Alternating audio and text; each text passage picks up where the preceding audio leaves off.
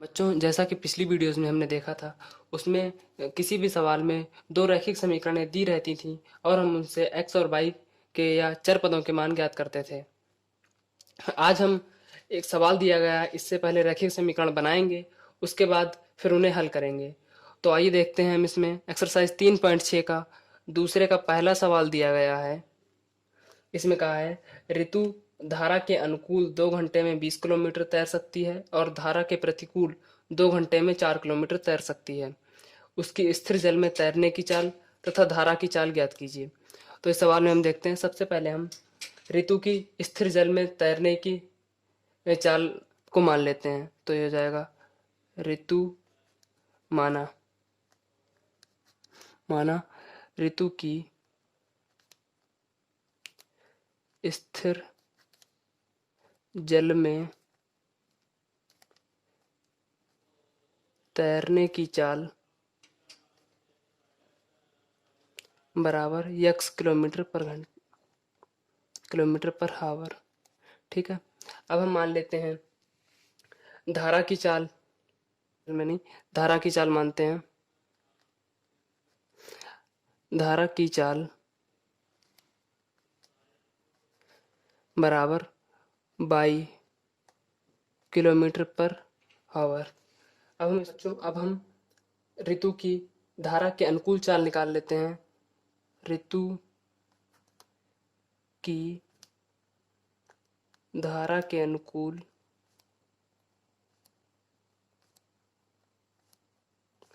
चाल बराबर होगी x plus 22 kilometre per hour.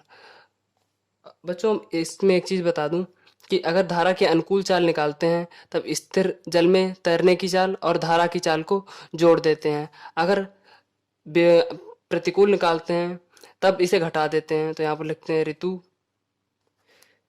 की धारा के प्रतिकूल चाल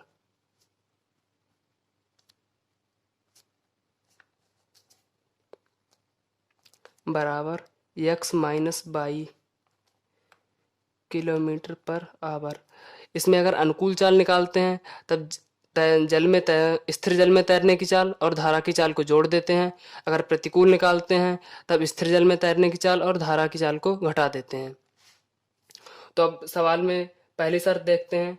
इसमें पहली शर्त में कहा गया है कि ऋतु की धारा के अनुकूल 2 घंटे में 20 किलोमीटर तैर सकती है।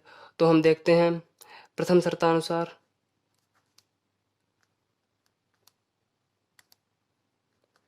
शर्तानुसार इसमें कहा है 2 घंटे में, तो समय बराबर होता है दूरी बटे चाल। तो यहाँ पर देखते हैं, समय बराबर दिया गया है 2 घंटे में, दूरी दी है यहाँ पर 20 किलोमीटर तैर सकती है, और इसमें धारा के अनुकूल कहा गया है। तो अनुकूल चाल बराबर कितनी है, x प्लस 22। तो यहाँ पर लिख लेते हैं x प्लस 22। यहाँ से हम x प्लस 22 को इसकी तिरछी गुणा करते हैं तो ये हो जाएगा 2x प्लस 22 बराबर 20। यहाँ से हो जाएगा x प्लस 22 बराबर 20/2। 2 से 20 को काटेंगे तो बचेगा 10। यहाँ हो जाएगा x प्लस 22 बराबर 10। समीकरण नंबर 1 हो गई है। अब दूसरी शर्त देखते हैं। इसमें कहा है धारा के प्रतिकूल 2 घंटे में 4 किलोमीटर तैर सकती है। तो द्वितीय शर्तानुसार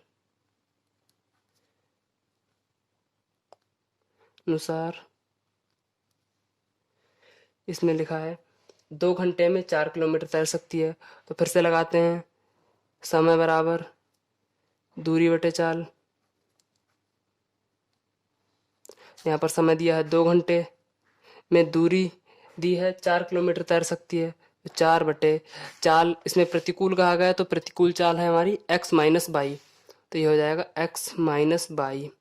इसकी तिरछी गुणा करते हैं तो ये हो जाएगा 2x प्लस 22 बराबर 4। यहाँ से हो जाएगा, सॉरी, x माइनस 22 बराबर हो जाएगा 4/2। 2 से 4 कटेगा तो बचेगा 2। तो यहाँ आ जाएगा x माइनस 22 बराबर 2। ये हो गई समीकरण नंबर 2। समीकरण नंबर 1 और 2 को हम लिख लेते हैं यहाँ।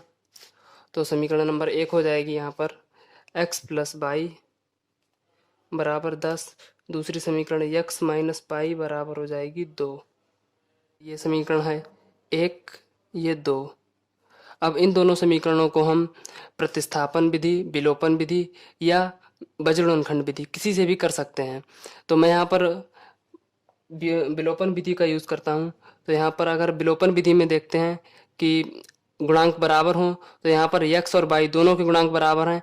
अगर आपको यक्स का पद विलोपन करना है, यक्स के पद का विलोपन करना है, तब इसे घटा दीजिए, और अगर वाई के पद का विलोपन करना है तब इन दोनों समीकरणों को जोड़ दीजिए। तो मैं वाई के पदों को विलोपन करता हूँ तो यह हो जाएगा, पहली और दूसरी समीकरण को जोड़ देते हैं तो यक्स प्लस समीकरण नंबर 1+2 इम्प्लाइज करेगा यक्स प्लस वाई बराबर 10, यक्स माइनस वाई बराबर 2।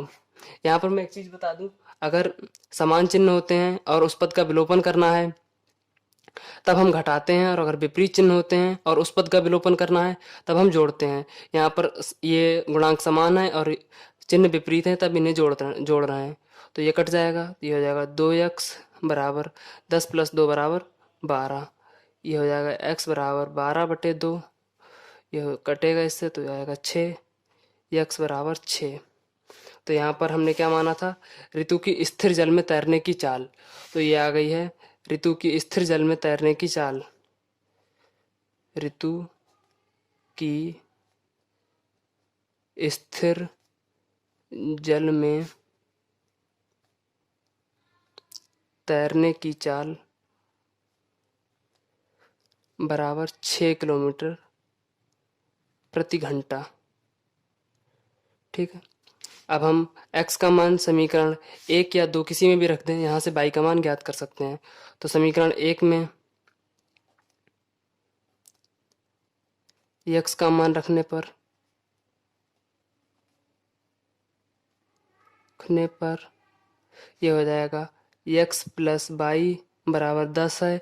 x का मान रखेंगे हम 6 + y बराबर 10। यहाँ से y बराबर आ जाएगा 10 - 6, ये 6 इधर जाएगा तो y बराबर आ जाएगा 4। और 4 हमने माना था धारा की चाल, तो धारा की चाल आ जाएगी, धारा की चाल बराबर 4 किलोमीटर प्रति घंटा। इसी तरह से हम इस टाइप के सवाल कर सकते हैं।